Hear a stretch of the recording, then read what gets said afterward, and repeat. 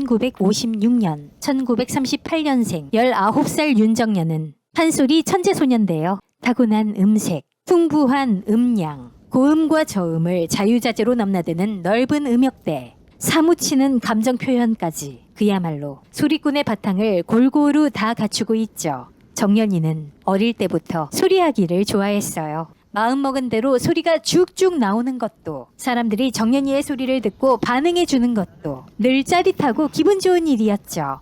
하지만 무슨 이유에서인지 정연의 엄마 서용래는 정연이가 소리하는 걸 극도로 싫어했는데요. 정연이 소리를 할 때마다 눈물이 쏙 빠지게 야단을 치고 종아리에 매질을 하고 밥을 굶겼죠.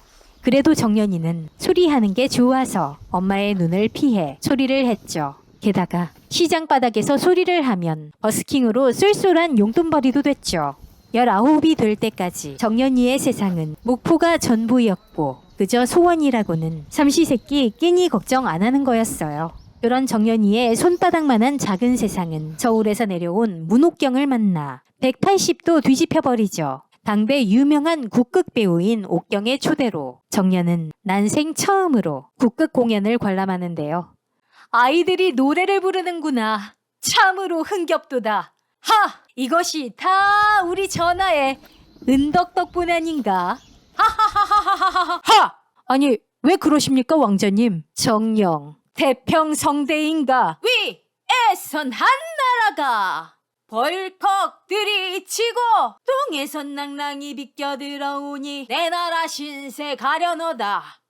폭풍은 지동치듯 불어오고 동풍에 굳은 비가 퍼붓는디 이 어찌 태평성대란 말인가. 장공에 걸린 자명고야 눈을 감고 보지를 마라. 적국의 사내에게 들끓는 이 마음을 보지 말아라.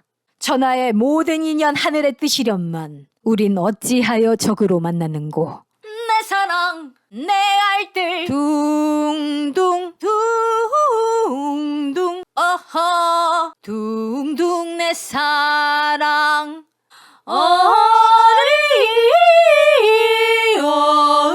어허 둥둥 내 사랑. 정연은 지금껏 상상도 못했던 국극의 세계에 사로잡혀버리고요. 당대 최고의 남영 여우인 옥경은 고여가던 국극판에 고민을 갖고 있었는데요. 전국 순회 공연으로 들른 목포에서 만난 정연에게 메란국극단 신입단원 오디션을 준비하기를 권유하고요. 이에 응한 정연은 옥경의 도움으로 엄마 몰래 소리를 연습하죠. 오디션 전날 밤 엄마가 이 사실을 알게 되고 결국 정연을 창고에 가두는데요. 하지만 언니 정자의 도움으로 빠져나온 정연은 옥경의 차를 타고 서울로 가 오디션에 응시하죠. 오디션 당일 정연이 옥경의 추천으로 오디션에 응시했다는 소문이 파다하게 돌았고 결국 정연은 정식 연구생이 아닌 단장에게 자격을 증명해야 하는 수습 연구생이 되죠. 정연의 목표는 단 하나, 옥경처럼 국극단의 남자 주역이 되는 것이죠.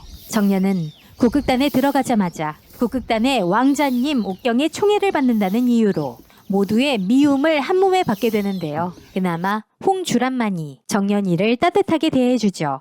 정연은 남들이 미워하거나 말거나 타고난 생존 본능과 근성으로 버텨가는데요. 그런 정연이에게도 도저히 해결 안 나는 사람이 한 명 있는데 바로 운명의 라이벌이 될 룸메이트 허영서죠. 영서는 쌀쌀 맞고 도도하기가 북풍 한설 같은 느자구 없는 가시나죠. 영서 본인은 명창 밑에서 정식 루트를 밟아서 온 엘리트고 정연이는 시장 바닥에서 버스킹 하던 애니 상종 못하겠다는 식으로 노골적으로 정연이를 무시하는데요. 정연이는 평생 소리라면 자신 있었는데 영서의 소리를 듣고 나니 열받기는 하지만 영서의 실력이 워낙 출중하니 잘난 척할 만하기에 뭐라고 하지도 못하죠. 이후 메란국극단 신입연구생 공연을 올리게 되는데요. 신입연구생 중 에이스인 영서가 당연히 춘향전의 이몽룡 역을 맡았고요. 그런데 영서가 남자 배역 중 이몽룡 다음으로 중요한 방자 역할을 선뜻 정연이에게 내주는데요. 영서가 정연에게 방자 연기를 시켜보니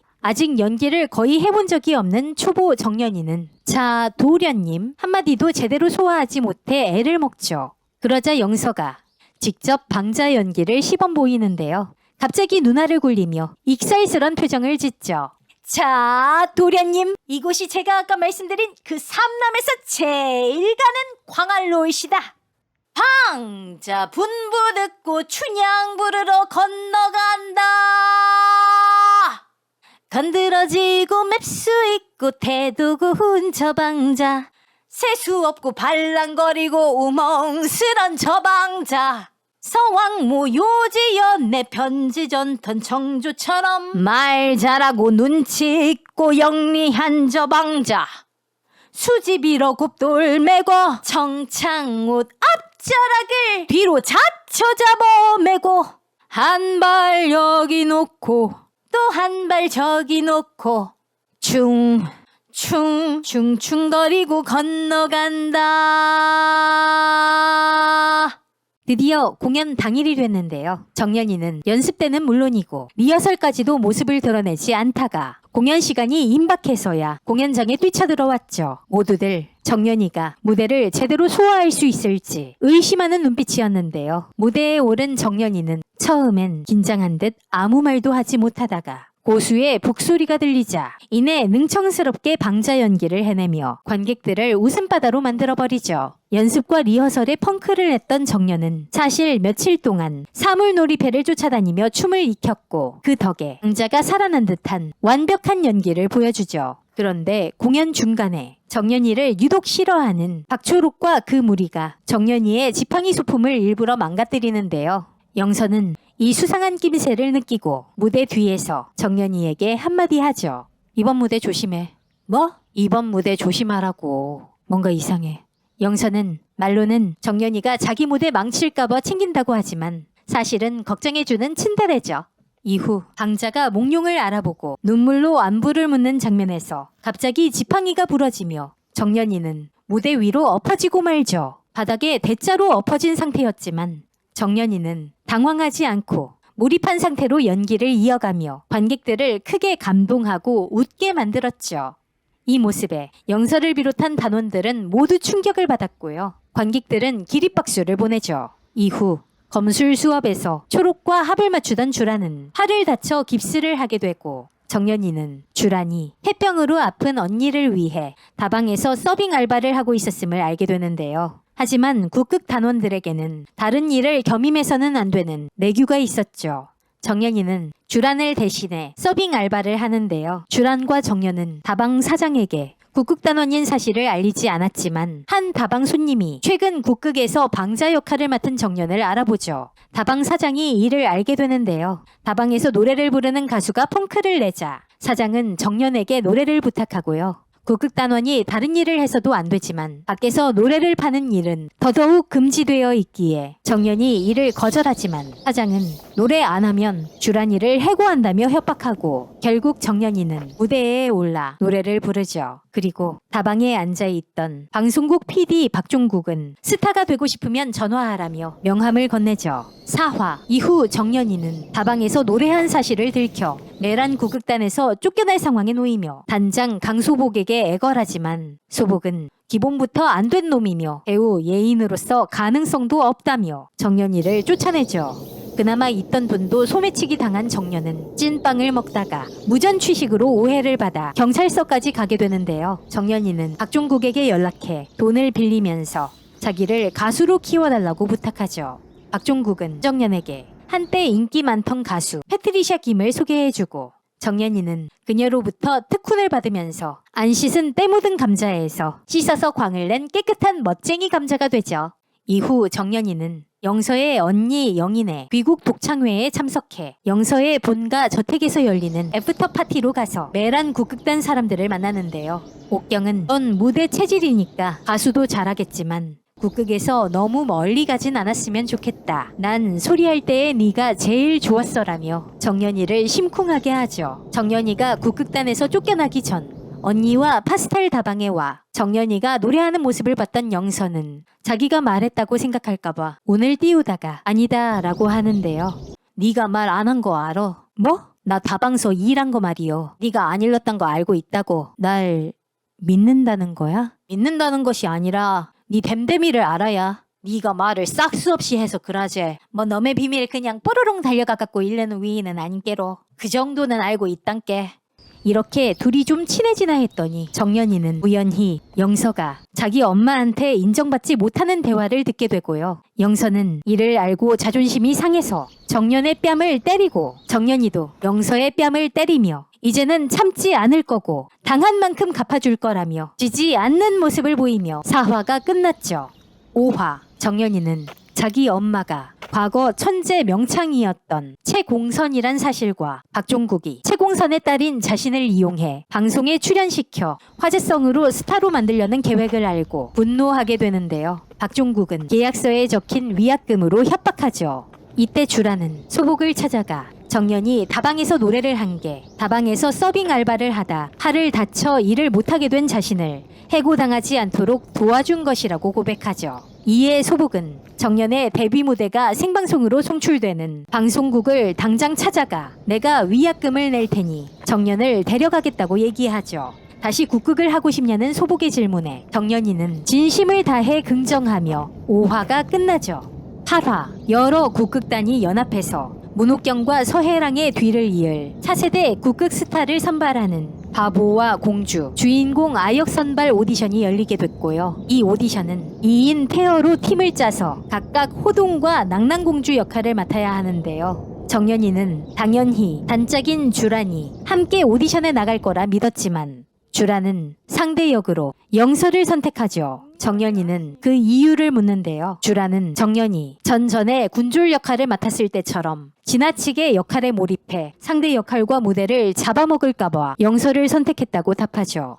이때 초록이 나타나 정연이에게 같이 하고 싶다고 제안하고 정연이는 초록의 제안을 받아들이죠. 이때 나타난 해랑은 정연이에게 너는 영서에 비해 아직 부족하지만 소리 하나는 잘하니 이번엔 소리의 승부를 보라고 조언하면서 외딴 동굴에서 혼자 소리를 수백 번 반복하며 득음할 수 있는 방법을 제안해 정연이를 흔들죠. 초록과 소복이 정연이의 목을 혹사시키는 이 방법을 만류하지만 정연이는 완고하게 고집을 부리며 동굴에서 목을 혹사시키고요. 동굴까지 찾아온 영서의 조언을 듣고 나서야 자신의 행동이 너무나 잘못된 선택임을 깨닫죠.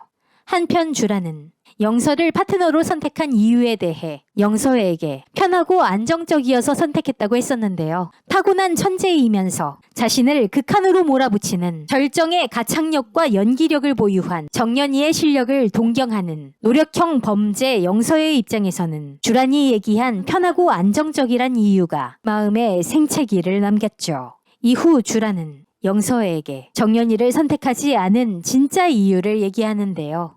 이전에 연습하면서 정연이는 고미걸로 주라는 구슬하기로 호흡을 맞춰봤는데 정연이와 고미걸의 경계가 흐려지며 정연이를 좋아하는 마음이 생겨버려서 앞으로 정연이와 함께 연기를 하면 자기가 중심을 못 잡고 연기가 무너질 것 같아 무서웠다고 고백하죠. 오디션 당일 정연이는 최악의 목 상태에도 불구하고 초록과 함께 무대에 오르는데요. 낭군을 찾으리다 눈물 젖은 소매 뿌리 끊어내고 일편단심 혼인 맹약 가슴에 품고 내 낭군 찾기까지 절대 울지 않으리다.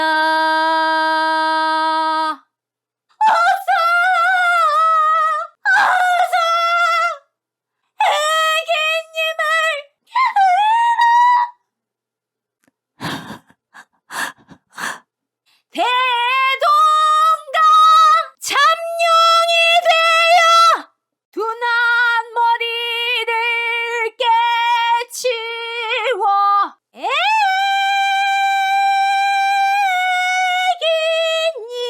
애기님을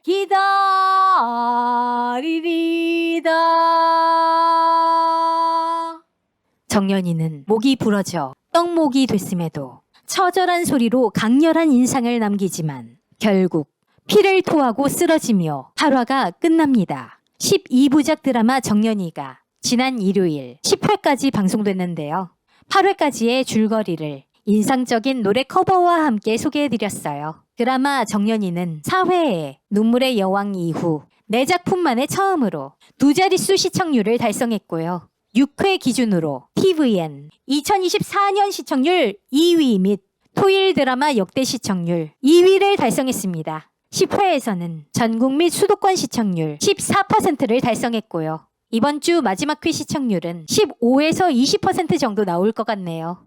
웹툰 원작의 길이는 방대한 것 같은데 드라마는 12부작으로 짧아서 전개가 급하기 때문에 천재 주인공인 윤정연 캐릭터가 국극 배우로서 성장하는 과정에서 만화 유리가면과 영화 블랙스완의 주인공처럼 예술가로서의 고집을 부리며 스스로를 한계에 몰아붙이고 완벽을 향한 집착과 광기로 미쳐가고 망가지며 무너지는데요. 타고난 천재 주인공으로서의 시련을 지나치게 강조해 아쉽다는 의견이 있는데요. 원작 웹툰의 정연이는 16살이라 군졸 단역인데도 트롤짓 하는 게 이해될 어리고 미숙한 아이로 등장하는데요. 동안이지만 30대인 김태리 배우가 맡은 윤정연은 성인에 가까운 19살이라 드라마 속 정연의 행동이 나이에 비해 유치하고 속없어 보이는 것 같아요. 저 개인적으론 미대 입시 준비로 고등학교랑 재수 시절을 보냈지만 실패했고 취미지만 진지하게 노래를 하다가 성대 결절로 목이 부러져서 떡목이 돼봤으며 몇 년간 성우 연기 공부를 하면서 수련을 하며 자신을 몰아붙이고 실력적, 정신적으로 한계에 부딪히는 등 여러모로 예술에 몸담아본 사람으로서 쓸데없는 고집을 부리고 스스로 벽에 부딪히며 휘청이고 쓰러지는 정연이의 모습에 엄청 공감이 되고 마음이 아파서 눈 뜨고 보기 힘들기도 하더라고요. 정연이를 민폐의 금쪽이라고 싫어하는 사람들도 있지만 그만큼 김태리 배우의 연기력이 실감나면서 대단하게 느껴져요. 김태리 배우는 이 드라마를 위해 무려 3년간 판소리를 수련했다고 하고요. 다른 배우들도 1년 이상 판소리와 무용을 수련하며 실제 현역 배우들 같은 압도적인 노래와 춤 실력을 보여주죠. 옥경 역을 맡은 정은채 배우에 대한 여론은 대반전됐는데요. 배우 자체가 전형적이지 않으면서 분위기 있는 미녀인데 예전엔 배역에 따라 연기를 타는 편이었고 배우 개인의 스캔들 때문에 약간 평가절하된 경향이 있었는데요. 안나에서의 철없는 부잣집 딸, 파친코에서의 우아하면서 순진한 경희에 이어 정연이에서는 쇼컷의 남자역 전문 배우로 변신해 큰 키에 턱선이 강한 얼굴로 차은우, 이동욱을 닮은 얼굴에 강인한 음성으로 드라마 속과 현실에서도 여심저격을 하며 엄청난 여덕몰이를 하는 스타로 이미지가 반전됐죠. 대단한 명연기를 보여준 김태리 배우에게도 인생작이지만 정은채 배우에게 있어서만큼은 그녀에 대한 꼬리표를 싹 사라지게 만든 다신 없을 인생 드라마가 됐어요. 모든 배우들의 연기력과 작중 국극의 퀄리티가 돈 한 푼 안 들이고 멋진 공연을 관람할 수 있게 해주는 눈호강 귀호강 시켜주는 명작이죠. 해외에서도 드라마 속 국극에 대한 호평이 많은데요. 글로벌 OTT 콘텐츠 순위 서비스 플릭스 페트롤에 따르면 정연이는 11월 5일 기준 디즈니 플러스 글로벌 TV쇼 부문 탑10 6위에 올랐습니다. 드라마 정연이는 티빙과 디즈니 플러스에서 정주행하실 수 있고요. 이번 주 주말 밤 9시 20분부터 TVN에서 11회와 마지막 회인 12회 시청하실 수 있습니다. 모든 국내외 시청자분들께 정연이 강력 추천드리고요. 지난 주 중에 드라마 속 메란 국극단으로 등장한 강원도 강릉시의 유명 관광지 강릉 선교장에서 부모님과 함께 한옥 스테이를 했는데요. 제가 묵은 중사랑방이 드라마에 자주 등장한 나무 바로 뒤에 있었고요. 조선시대 양반가 저택답게 아주 으리으리하게 멋졌고 아직 끝나지 않은 가을 단풍에 산책로도 잘 꾸려져 있어서 부모님도 엄청 만족하시고 저도 즐거운 강릉 여행이 됐어요. 다음에도 멋진 한국 드라마 이야기 오디오로 들려드리고 이야기를 담은 장소 여행에서 보여드릴게요. 시청해주신 여러분 감사드리고요. 구독과 좋아요 해주시면 아주 많이 감사드립니다. 출발 오디오 여행이었어요. 고맙습니다.